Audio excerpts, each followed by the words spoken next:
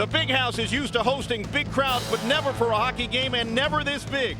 A world record is about to be set here, and thanks to a passionate hockey faithful, the mildly curious, and those who just love a good time, there will be more than 110,000 on hand for the next great chapter in a huge rivalry, Michigan State at Michigan, for the Big Chill at the Big House. Today we get a chance to give you a different perspective. We welcome in Fred Pletsch between the benches. Fred? Well, it's been called the ultimate home and home, the Cold War, now the Big Chill. This game being played on an Olympic ice sheet, 100 feet wide, 15 feet wider than an NHL rink, and Michigan chose that for a couple of reasons.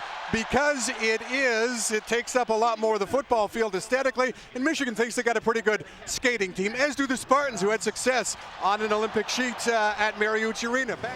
Hunwick, a bit of a surprise starter. Fred Pletsch, why is he in there instead of Brian Hogan? Brian Hogan appeared to hurt his groin at the end of warm-up. He was the last Wolverine off the ice and really struggled getting up the ramp back to the Michigan dressing room. So Sean Hunwick gets the call. The thing about Sean Hunwick, he is the only player in this game who attended the Cold War in person, back with his honey-baked 14-year-old team.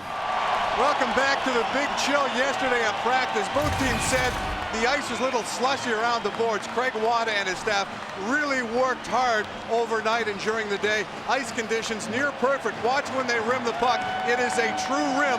Nobody having any problems, although one of the linesmen, Tony Molina, just came over and said, you know what, it's a little tough breathing down here. The air is pretty cool. Well, there were no heaters at the Cold War, but they brought in special NFL-style benches. There's propane that is heating air. It's being injected into the bottom of these benches, and it makes it nice and toasty. Not quite like sitting on the couch at home, guys, but pretty good stuff. Do they have one for you?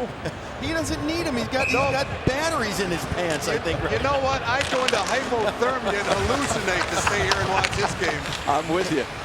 But Fred literally has batteries in his socks. Welcome back to the Big Chill with Novi, Michigan's Dustin Gaisley. Dustin, ice conditions, how are they? It's pretty good right now. It's a little windy down here. It's slowing us down as we're skating, but ice is doing pretty good right now. Good on the forecheck or on the back check, but a little tougher when you're attacking, huh? Yeah, it's a little tougher. We got the wind in our face right now. Back check. Yeah, don't want to brag about my seats, but I had a perfect look. It went off Anthony Hayes' stick. You can see Paul Masano with the read. The shot was going to be low. It deflected right up over his glove. There was a lot of room top shelf. Welcome back to the Big Chill. Just talked to sophomore defenseman Lee Mossy. I said, is the ice as good as that Yost Ice Arena? He said, I wouldn't say that good, but it's a lot better than what we thought it would be. Although he did say, you know what? Blocking shots is no fun at all. If he had D batteries in his socks, like would be. What will happen in this third period, Fred? Well, at one point, there was a possibility that they could change ends at the 10-minute mark.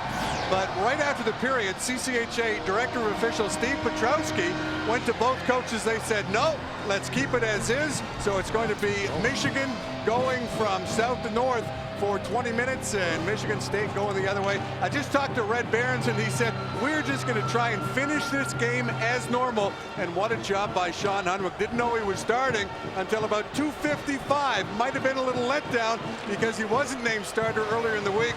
But whoa, what focus he's shown. Wahlberg on the right side. Berlin leads the way. Looking. Pulls the trigger. Save. Rebound. Score!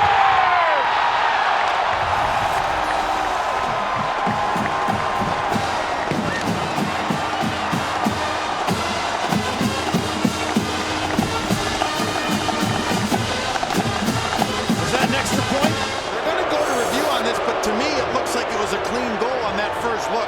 Let's see if there's cause for concern. I don't know. I think that's a goal. What do you think, Fred? Yeah, they're going to take a tight look. I agree with you. It's a goal. I like the play calling in the huddle by Wahlberg.